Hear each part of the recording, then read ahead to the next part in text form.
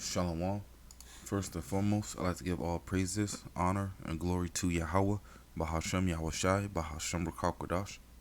Double honors to the elders and the apostles of Great Millstone that rule well. And peace and salutations to the elect of Israel. To you I say Shalom. Lord willing, this lesson is edifying to the flock of Yahweh, Bahashem Yahushai. This lesson is going to be about this upcoming famine, man. Alright? All the signs and indicators are there that a famine is coming to America. Alright? It's in the scriptures, and now you're starting to see it with this soon to be hyperinflation, soon to be collapse of the US dollar, soon to be the implementation of the RFID chip, which will be demanded of you, whether you need to buy or sell anything. Alright? All of these things must come to pass according to prophecy, man. Alright, this is from a website called The Federalist, and it says key indicator hints America is headed for its worst real estate crash in history. Now you might think this has nothing to do with famine and food, but it all ties together, right? Because this could ultimately lead to the next crash that the U.S. experiences. All right, so-called Great Depression is going to be the result of the collapse of the U.S. dollar. All right.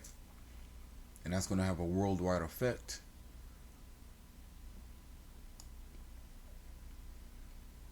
Alright, a shockingly large price bubble appears to have formed in the real estate market. I'm not going to read this whole thing.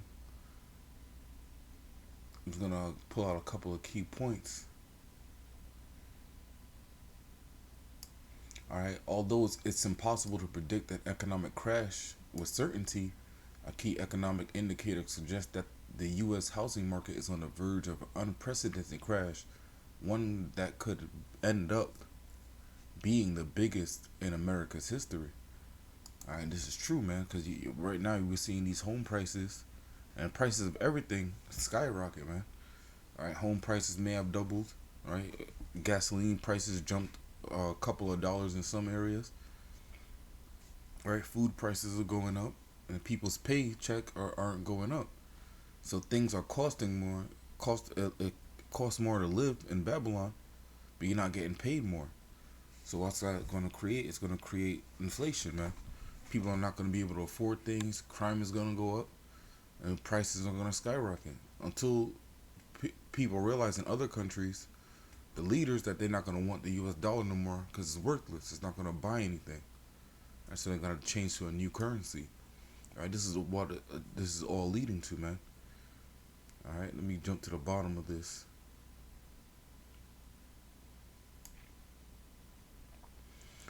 The bubble that developed from 2002 to 2007 peaked at around 47% price increase before plummeting by 20% from 2007 to the first quarter of 2009. All right, that's that crash we seen back in 2007. All right. If we see a similar pattern emerge for the bubble that has been developing since roughly 2012, then we could see housing prices drop by 30 to 40% over a 2-year period. Whatever the final numbers end up being, the evidence is clear based on data reported over the past 6 decades. America appears to be on the verge of an epic real estate crash. All right, things aforetime are written for our learning, so we're supposed to learn from history. The whole point of history is to learn from others' mistakes and learn what worked for others and apply that, right? Just like the scriptures. We know what worked for our people was when we followed the law, statutes, and commandments. And when we didn't, we were put into captivity as a nation. All right? So we learn from our history not to do the mistakes that we have done in our past lives and the mistakes of our forefathers. All right? All right, as painful as such a correction would be, it is likely necessary, right? Because the market has to be corrected. You can't just let these prices skyrocket unchecked, right? The price increases we've been seeing in recent years are primarily the results of inflation and reckless monetary policy, not real economic growth. And that's another thing. America's in so much debt, over $30 trillion in debt, and they just keep printing money. You keep printing money is going to devalue the dollar, Slovakia, which in turn is going to make other countries drop the dollar. All right. However, there's a chance that the housing prices will not drop or only drop minimally if the Fed decides to continue to keep interest rates low despite the ongoing inflation crisis. It might prevent a real estate crash the size and scale of the one discussed above. It can't be done, man. It's going to crash no matter what. It has to. All right, because any steps they take to prevent it, you're just kicking the can down the road, and eventually the road is going to end, and there's nowhere else to kick the can. All right, the more you postpone the bubble, the larger the bubble increases, and the bigger the size of the bubble bursting. All right, as this last sentence or next to last sentence states, it will come at a cost though. More inflation, even bigger market distortions, and perhaps the collapse of the U.S. of the dollar. Right, and that's what we're praying for, man. All right, the sooner this country falls, the sooner everything falls, collapses about this society, the sooner we can get out of here, man. All right, this is Lamentations 4. I'm gonna start at verse 9. They that be slain with the sword are better than they that be slain with hunger, for these pine away, stricken through the for wants of the fruits of the field. All right, when you have the collapse of a currency, what do people turn to in order to buy food? They're going to turn to barter and trade. All right, but even if you have things such as silver and gold saved up, oh yeah, I've been saving this because I knew this was going to happen. What are you going to trade your silver and gold for? If not food, all right.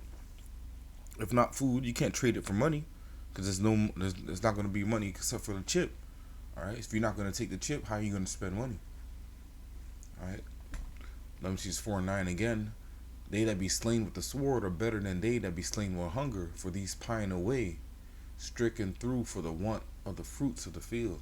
All right, because you hit with the sword, you die instantly. All right, it might not be instant. Could take a couple minutes.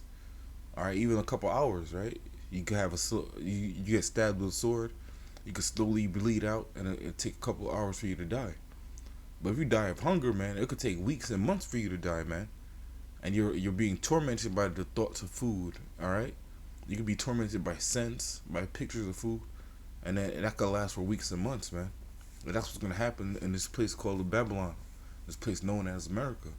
A famine is coming. All right, the collapse of the U.S. dollar is coming, man. Everything's going to collapse in the society, and it's all through the will of Yahweh Bashim Yahweh Shai. All right, Lamentations 4:10. The hands of the pitiful women have sodden their own children.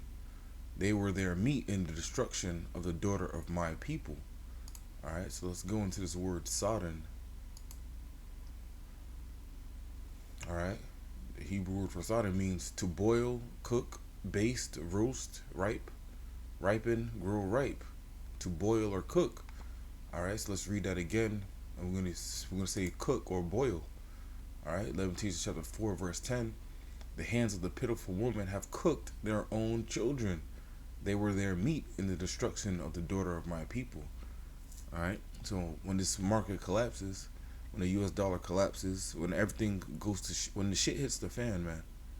All right, people are gonna be eating their own children, man. All right, because they're not gonna have nothing else to eat. All right, all the money they worked up and saved up, their 401k, their stocks and bonds. All right, all that is gonna go. It's gonna be wasted away, man. All right, because it's gonna be worthless. All right.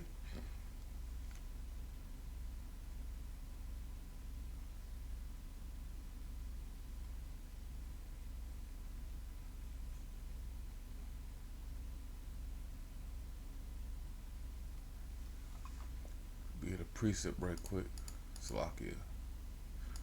This is Zephaniah chapter 1.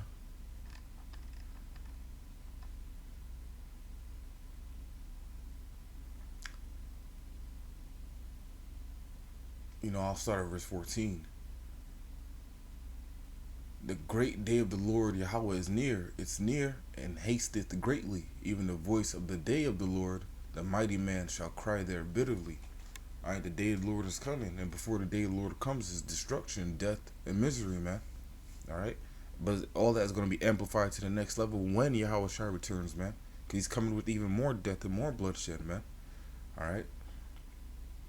Verse 15. That day is a day of wrath, a day of trouble and distress, a day of wasteness and desolation, a day of darkness and gloominess, a day of clouds and thick darkness, a day of the trumpet and alarm against the fenced cities and against the high towers. All right. The fenced cities and the high towers are the well gated, are well guarded countries, right? With your, you might have missile detection systems. You might have literally, high fences. Some cities and areas are built in with are built way above sea level, right? So you got to climb mountainous roads to get to certain areas, right? That's a defense mechanism, right?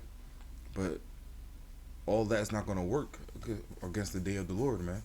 And all that's not going to work when the shit hits the fan, all right? If you're locked in an isolated area and money is no longer a tool to be used because everybody's chipped up, then what do you do to eat, man? You're stuck, all right? Now you're trapped.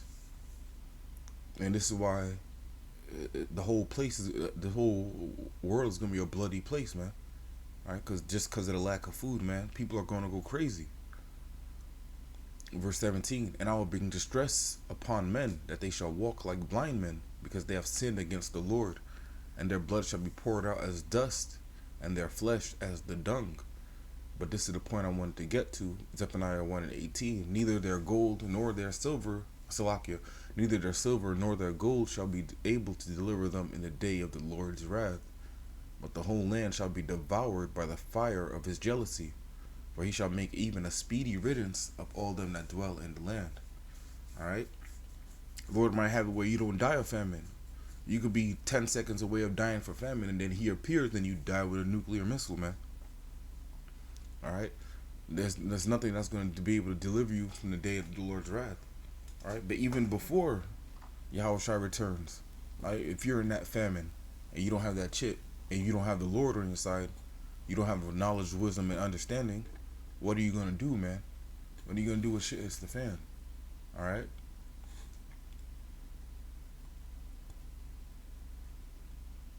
This is for American Military News. It says China is buying billions in U.S. farmland, and lawmakers are scrambling to try to stop them. Alright? U.S. lawmakers are acting with increased concern as Chinese purchasers are buying tens of thousands acres of U.S. farmland. Alright? Now again, the collapse of a global currency like the U.S. dollar will also bring upon war. And when war comes, what happens?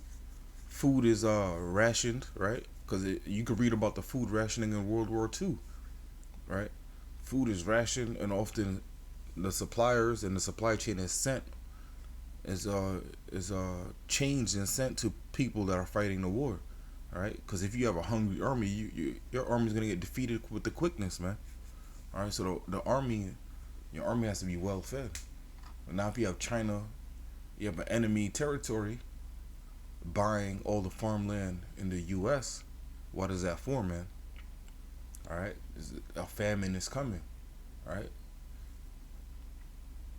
And then also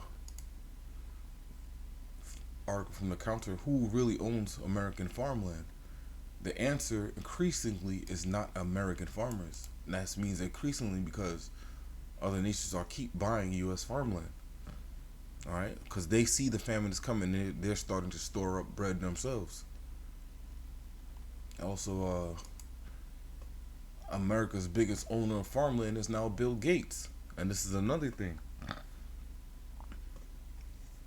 Bill Gates is one of the people that were pushing the hokey pokey. All right, he was one of the main advocates for the hokey pokey. So now, if he has all the farmland and has access to most of the food, what's he gonna say? If you don't have this and that, you can't eat. Or they were even talking about putting the hokey pokey ingredients into fruits and vegetables so they could grow with the hokey pokey inside of it already, so people could eat it and ingest it. And this man right here, man, he's behind all of this, man. He's not behind it like he's the head guy, but he's a tool, he's a puppet that used to push the hokey pokey, man. All right, and pretty soon it's gonna be used to push the chip as well. All right, because it's not ending with the hokey pokey. They're gonna talk about mandates are ending and so on and so forth. That's just to make the people feel like they won something. All right. The real thing they're going to push is that mark of the beast, man. All right. And what are you gonna do if you don't have the Lord and you don't have the chip? All right. You're gonna starve, man. It's Isaiah chapter 65. I'm jumping on to verse. I'm gonna start at verse 12.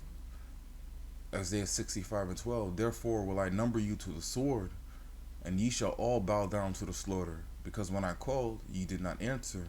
When I spake, ye did not hear, but did evil before mine eyes, and did choose that wherein I delighted not.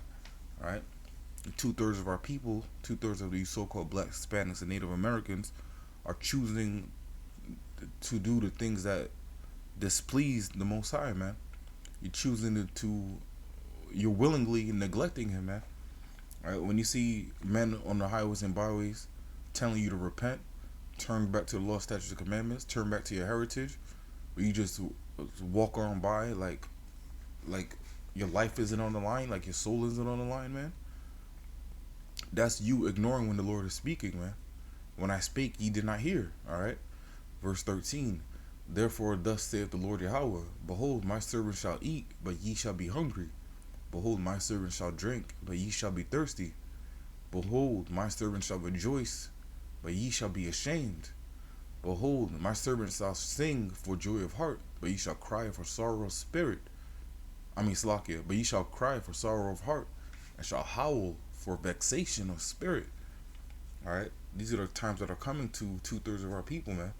But the elect, right? The Lord's people, man. They're gonna be just fine during this time of tribulation. Alright? Behold, my servant shall eat. What's a servant? A servant is somebody that does the will of their master. Alright? That's a true servant. Actually, let's go into this word servant and see what it says.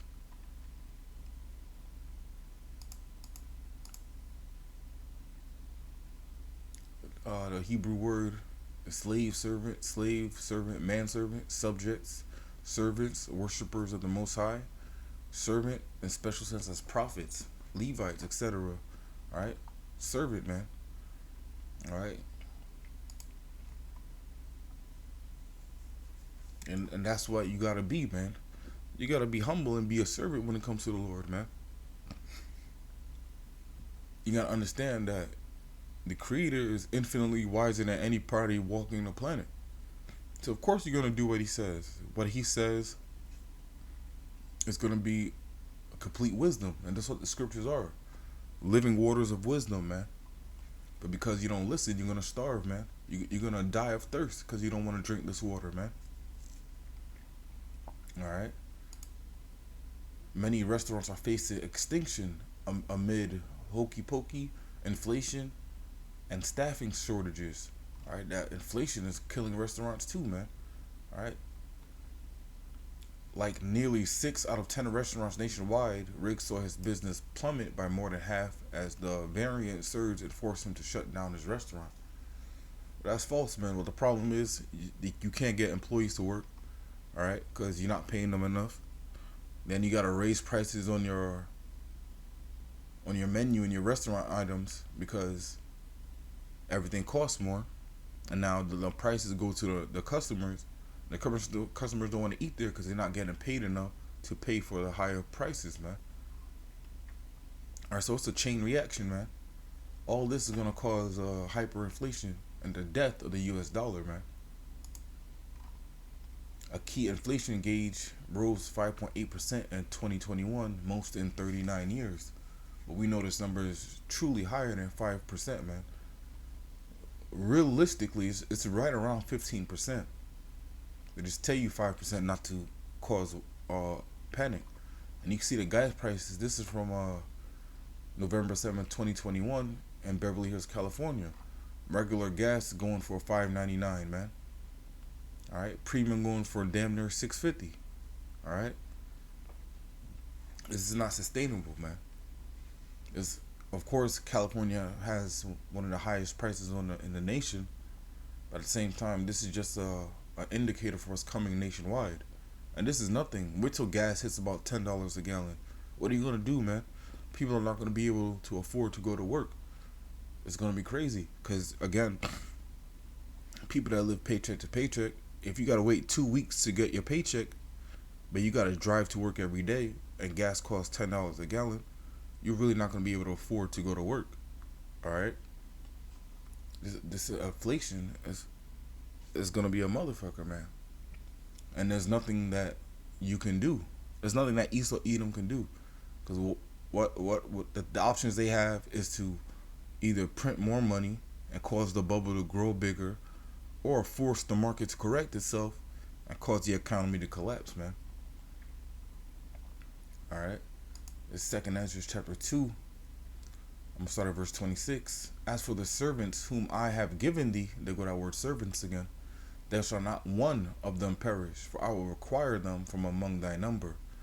Be not weary, for when the day of trouble and heaviness cometh, others shall weep and be sorrowful, but thou shalt be merry and have abundance. The heathen shall envy thee, but they shall be able to do nothing against thee, saith the Lord. My hand shall cover thee, so that thy children shall not see hell. Alright? And that's a promise of protection, alright, to the servants of Yahweh Ba'ashem Yahushai. Everything's going to be alright if you keep doing the will of the Lord, man. Alright? But for 2/3 of our people and the other nations, famine is coming, and a lot of y'all are going to eat your children. Scripture says y'all going to boil and cook them, man. To sodden your children, man. And that's crazy, man. I'm going to get one more. I'm going to wrap it up. This is Job chapter 5. I'm going to start at verse 19. He shall deliver thee in 6 troubles. Yea, in 7 there shall no evil touch thee. And that's talking about the missiles. The completion of the troubles, all right, is the nuclear missiles. Because 7 is the number of completion. All right. The completion of the plagues and punishments are the nuclear missiles, man. All right. Verse 20. In famine he shall redeem thee from death, and in war from the power of the sword. Thou shalt be hid from the scourge of the tongue, neither shalt thou be afraid of destruction when it cometh. At destruction and famine thou shalt laugh, neither shalt thou be afraid of the beast of the earth. Alright, man. Because if the people are going through famine, that means the animals are going through famine too. And who's stopping a hungry dog? Who's stopping a gorilla, a hungry tiger, a hungry bear, a hungry lion? You're not stopping these things, man. Alright? There was a story I did a lesson on a couple months back about a family that had a pit bull, but the husband was away at work, and the pit bull went crazy. He started biting the infant child, so the mother stepped in to intervene, and the pit bull tormented the mother for either a half hour or 2 hours before anybody stopped the pit bull. Right? And the mother ended up dying from her injuries, man. Alright, said the husband came home to either to take care of the pit bull or to get the pit bull off the woman, man. Because he was just straight torturing her for those hours, man. Now imagine if a pit bull is hungry. Women and children ain't stopping a hungry dog, man. Hungry animals. Even men too. Right? A lot of men are afraid of dogs, man. Right? You see that growl. You see the teeth. You see the teeth growl, the bark. Some dogs are truly powerful and fearful, man. All right, but we're gonna be in league with the beast, man. All right, Job 5:23. For thou shalt be in league with the stones of the field, and the beasts of the field shall be at peace with thee, man. All right, that's what this whole thing is about, man. This whole thing is about trying to obtain peace, man. Obtain, mercy and forgiveness, righteousness and salvation, man. Just for our people to obtain peace, man. Alright, but I'm going to wrap it up with that. Lord willing, this lesson was edifying. Again, I want to give all praises, honor, and glory to Yahweh, Bahashem Yahushai, Bahashem Rakakodash. Double honors to the elders and the apostles, a great millstone that rule well. And peace and salutations to the elect of Israel. Until next time, I want to say Shalom and Abad Babal.